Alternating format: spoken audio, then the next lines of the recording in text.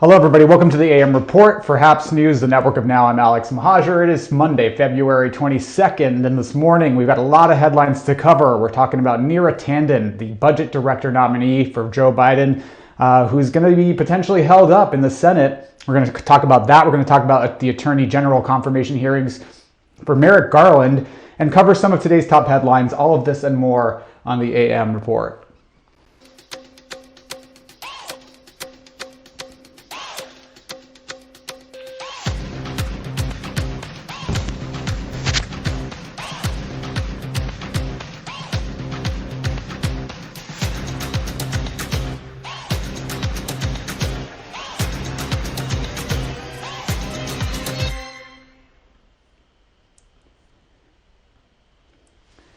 Good morning, everybody. Welcome to the AM Report. I'm Alex Mahajer again. If you're watching on the HAPS app, website, or platform, click the award button. Let us know you're enjoying it. Or if you're watching on Reddit, Facebook, YouTube, Periscope, Twitter, or wherever you might be watching, leave a comment. Let me know where you're watching from. I love seeing your names and your faces from all across the country. Good morning to Peter from Los Angeles. Mark Goldman, good morning. The CEO of HAPS, good to see you. As always, I guess it's the afternoon now, though. More usual morning show, the afternoon today. Just coming in today. We don't like to ever miss a show, so we're trying to get our headlines in for the day, and we've got a lot of news to cover today. The 3-week mad dash for COVID-19 relief begins. Democrats are abandoning any appearance of bipartisanship to get this done. If they want to include Republicans, the Republicans are going to hold this up and make it a tedious, protracted event. And Democrats really want to pass this $1.9 trillion COVID-19 economic relief package by March 14th, which is when the previous round of benefits runs out, including unemployment benefits. So what we're hearing is 3 weeks, and Senate Majority Leader Chuck Schumer is promising that he's going to get this done, that we will have COVID relief by March 14th. And it's a pretty broad-ranging package. It includes hundreds of millions of dollars for local and state governments. It includes $1,400 stimulus checks for Americans, everyday Americans, direct payments right to all adults in the United States. And there's also a provision right now that's being hotly contested about $15 minimum wage. Now, there's been some conflicting reporting about this. People are saying that Joe Biden has abandoned that. That is absolutely not the case. Democrats are including the $15 minimum wage increase into this bill. The problem is that it looks like it may run into opposition from Republicans in Congress who are going to say that it is not appropriate for a budget reconciliation bill. Now, the budget reconciliation process is the way that Democrats can maneuver around the filibuster and get something done without any Republican votes, a simple majority. Otherwise, with the Senate being evenly split, Republicans in other normal types of legislation can filibuster, and it requires a 60-person vote to override. Budget reconciliation is not subject to the filibuster, so they only need a simple majority. Now, because of that, Republicans are going to procedurally argue that the $15 minimum wage provision is not appropriate, is not the kind of it's not allowed through budget reconciliation, and Democrats, including the president, feel that they may run into a losing battle with that specific line item, but they are moving forward with $15 minimum wage in the language of the bill in both the House and the Senate. In other news today, the U.S. has reached a very grim milestone in the COVID-19 pandemic.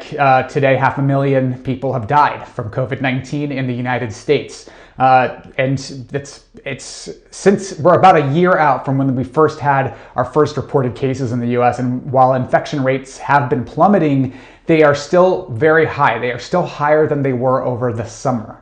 They are just not as high as they were over the months of December and January. They are lowering, but we've got more deaths than the next leading nation by 2 times. The next leading nation with COVID-19 deaths is Brazil with 246,000 deaths. We have more than double that.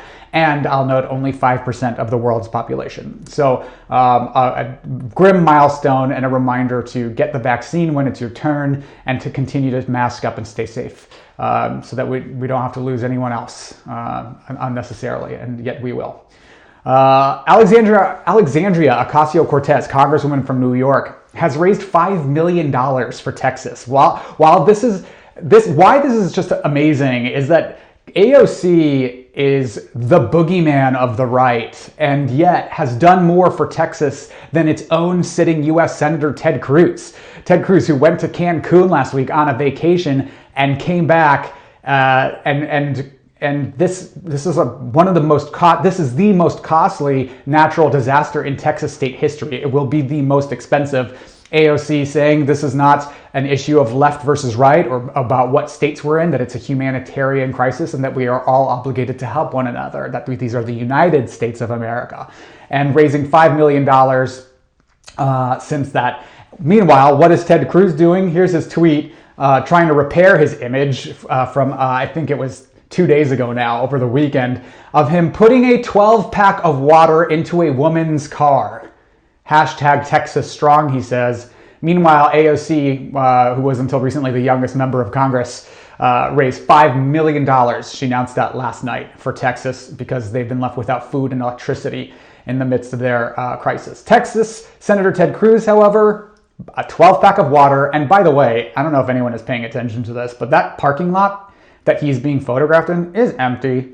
The pics on the right, both the top and the bottom, there's no cars in that parking lot. This was a total photo op to repair his image, and a poor one at that. Social media is tearing him to shreds over that picture. What do you guys think of this? Chime in, let me know. We got a lot of people chiming in. Pablo, good morning from Los Angeles. Thanks for the award, Mark. They appreciate you award. If you click the award button mid-broadcast, you can pop up live on screen and let me know you're enjoying the program. Hello from Los Angeles, Foamy Homie. Nice use of the graphics. Thank you. And thank you for joining the program.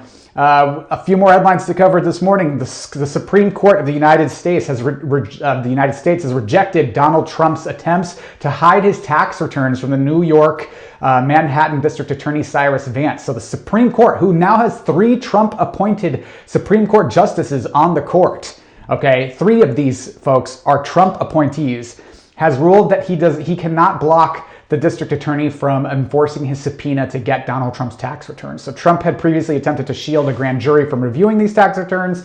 As we know, the Manhattan district attorney is investigating Trump for financial crimes related to his Trump organization and the hundreds of millions of dollars of debt that is owed by the Trump organization to foreign banks and entities, which was reported in the New York Times last year. Now, these tax return documents will give us a bigger picture, a bigger idea of what exactly is going on with Trump and his finances. But we do know that those debts are coming due in the next couple of years.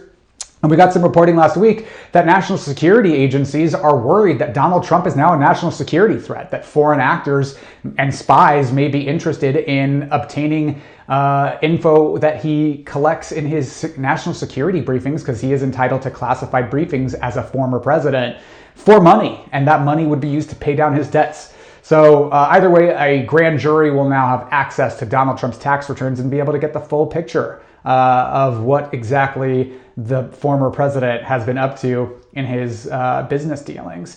And today, the nominees, President Joe Biden's nominees for Attorney General and Budget Director of the Office of Management and Budget, are receiving their confirmation hearings. Now, up to bat are for Attorney General Merrick Garland, who you might remember as being Barack Obama's Supreme Court Justice nominee, who was derailed and had his seat stolen from him from Republicans in the final year of Obama's term.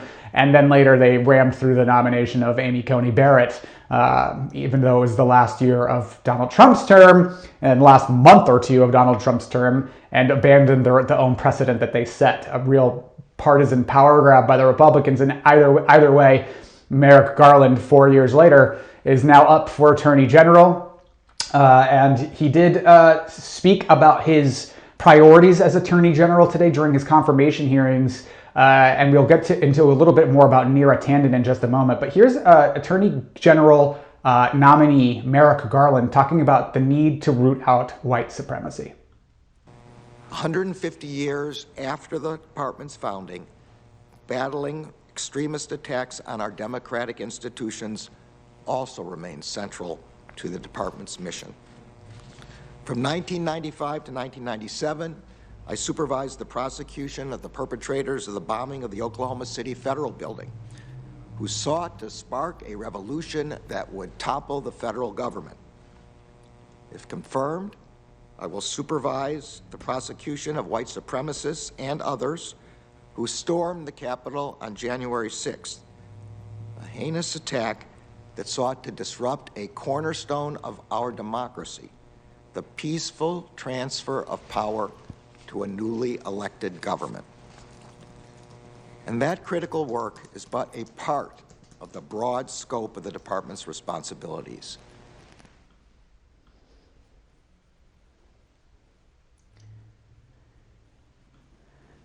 And that's President Joe Biden's nominee for Attorney General, Merrick Garland, talking about the need to root out white supremacy. And his other pick, Joe Biden's other pick, Neera Tanden, who is a very qualified policy expert. She is very well regarded in circles for her policy chops. She's the nominee for Office of Budget and Management. And she's running into some problems. Senator Joe Manchin from West Virginia, Democrat, is joining with Republicans to say that he opposes her nomination. And Republicans are threatening to block her because they say her problematic social media posts in the past where she criticizes none other than the Republican senators who are now voting on her confirmation, saying that she's been mean to them on social media. She's called them mean names.